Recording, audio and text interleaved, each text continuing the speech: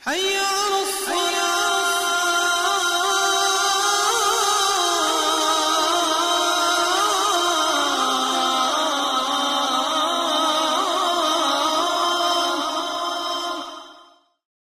අම්ර් ඉබ්නු මර්රා අල් ජුහනි රදියල්ලාහු අන්හු තුමා වාර්තා කරනවා නබිතුමා පැවසූ පුවතක් පිළිබඳව මෙය තිර්මිදි ග්‍රන්ථයේ සඳහන් වී තිබෙන වාර්තාවක්.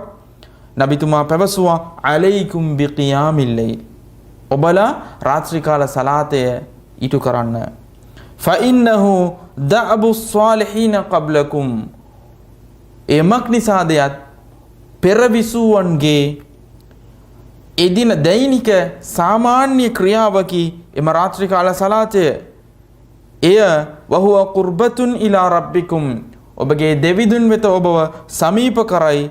ව මක්ෆරතුන් ලිසයිආත්, ඔබගේ පාපයන්ට එය ප්‍රතිකර්මයක්, පව් සමාව ලැබීමට එය කාරණාවක්.